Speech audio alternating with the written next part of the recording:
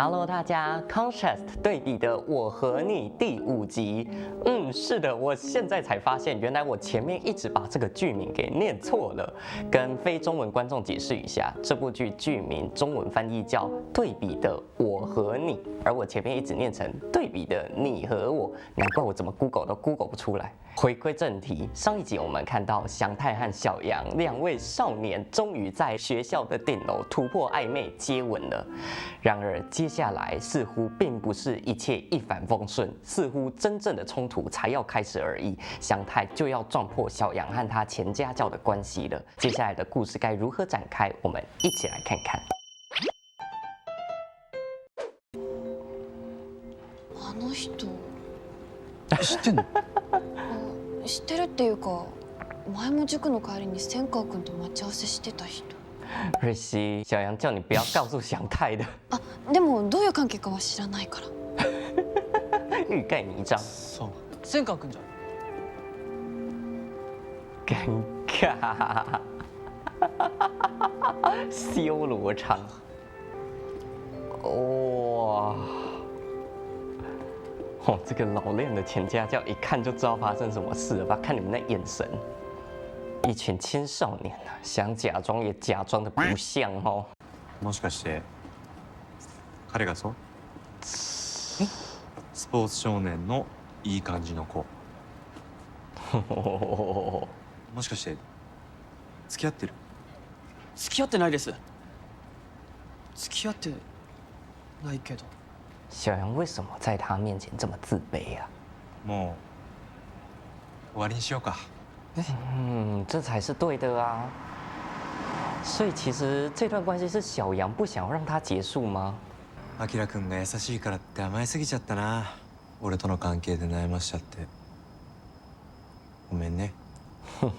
真的好会哦，好熟练哦，还是把小杨讲得很好，给足了他情绪价值。さっき見られたのまずかったよね。今度会った時聞かれちゃうかな。今日は兄貴の友達と会うって言ってあって。可是小杨你不跟他打招呼，这个很明显祥太就会怀疑了啊。彼方には全部話します。好。別に全部正直に話さなくてもいい関係続けたいんだったらわざわざそんな。开始慌了哦，要讲实话的话，他开始慌了。彼を傷つけても？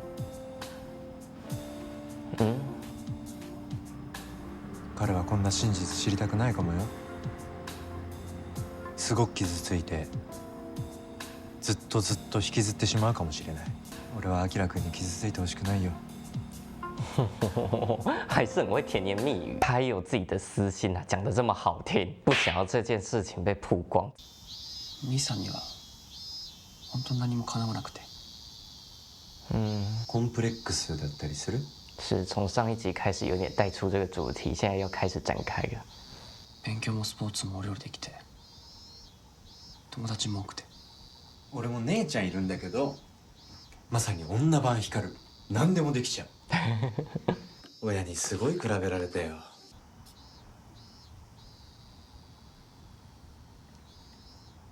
なんかあった？誰に話していいことなのかも分からなくて。何か迷ってたり確かめたかったりしたらいくらでも話すといいよ。这就是小杨当初跟他越走越近的原因吧。他就是什么事情都很温柔的接住小杨。好きな人がいたんです。振られちゃった？振られる前に振られたっていうか、拒絶されたみたいな。その人男なんです。是，常常看 BL 剧都忘记了哈，其实同性恋也常常是一个议题。看太多 BL 剧都觉得太理所当然了。もしかして告白する前に牽制された感じ？それから俺の気持ちに気づいたのか、避けられるようになって、嫌がらせみたいなことをされるようになって。天哪！よく頑張ったね。哇，好啦，神田你是好人，但是你们2个真的不适合。俺がいることであいつが嫌な思いをすることが一番耐えられなかった。嫌じゃないの。嫌も何も。俺ゲイだから。ちなみに光も知らないから。2人だけの秘密ね。俺光が好きなの。この恋はね、叶わなくていいの。それで他の恋ができるから。所以其实阿辉小杨的哥哥也是神田心里的一颗朱砂痣吗？今のところそうやってバランス取ってるんだよね。あきらくんもうまくバランス取れるようになったら少し楽になるかもね。神田さんがやってる方法教えてほしいです。小杨就是这样子开始模仿神田，把神田当自己的典范在前进。可是神田的方式不适合你啦。じゃあもう一つ秘密作ってみる。我靠！天哪，你当年还是小白兔这样子被诱拐下去的。これは絶望的だな。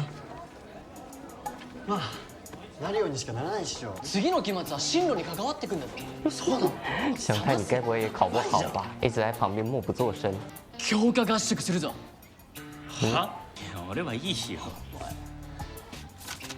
かっこつけんじゃねえよ。38分。返す。俺んちの別荘使う？今誰も使ってないからさ。いいね。あ、じゃあ俺水木たち誘っとくわ。哦。每个青春番的主角都有一个有钱的同学哦，家里有别墅，可以大家一起去玩。あと千華君も呼ぼう。え？でも。頼む。祥太加油！祥太现在这边也有一点点的问题，就是他还是明明心里有100个问题，100个尴尬的状况，还是装作一副轻松的样子。弁当食った？这其实也是一种不坦率。今日は忘れた。じゃあ半分いる？いや。好努力想要再次拉近，打破尴尬。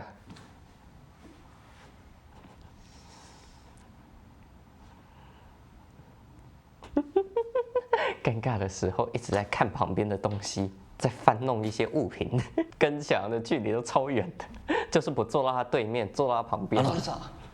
実は頼みたいことあって。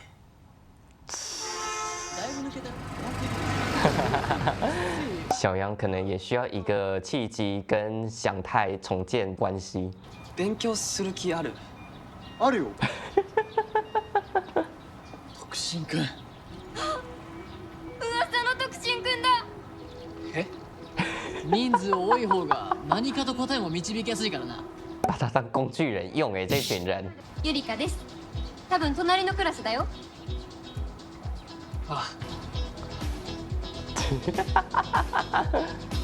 すごっ。ベランダも大きい。哎呦，不错哟，还有乖乖念书哦。虽然有人不认真不专心。ここの問題なんだけど。どこ？区別するときは前置詞があるかないか見ると分かる。这里也有人不专心哦。なるほど。ありがとう。你赶快让小杨教你一题呀。なんか分からない問題あった？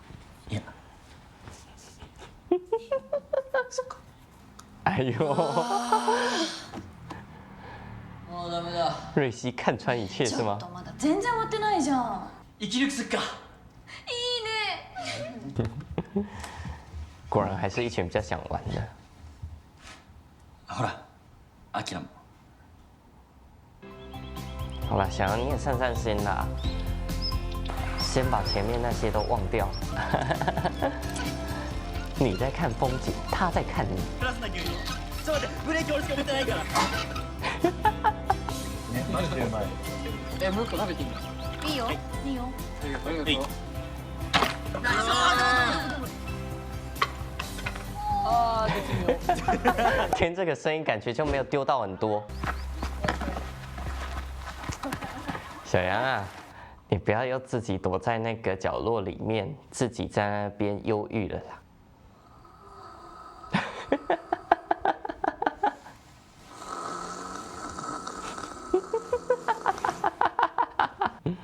这边有一个睡不着的，可是睡不着会更忧郁，会心情更差耶，小杨。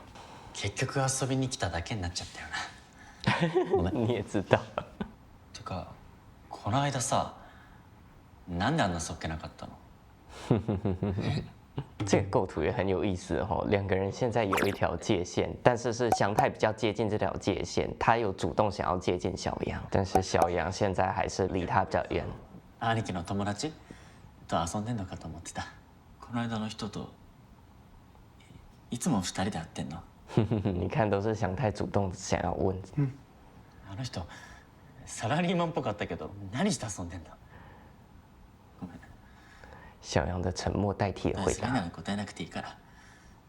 それ人に言いたくないことぐらいあるよね。加油，小杨，说出来吧。かなた聞いて。祥太应该心里多少猜到了，有点不太想面对。かなたいいってば。现在变成是小杨想要打破这个隔阂，但是祥太在逃避哈。あの人は兄貴の友達で俺の元家庭教師で。祥太一脸不情愿的要听这些。中学の時いろいろあってそういう関係になって。あれに言ってたキスした人ってその人なの？なんで俺とキスしたの？该把一切理清楚了，小杨。俺かなたが思ってるような人間じゃないんだ。アキラはあの人のことが好きなの？恋愛感情はないよ。でも哦，それももうおしまい。俺がかなたを好きになったから。好啦，小杨说到要做到哎。祥太，你相信他吧。从你们这段时间相处以来，你应该知道他说的是实话。ごめん。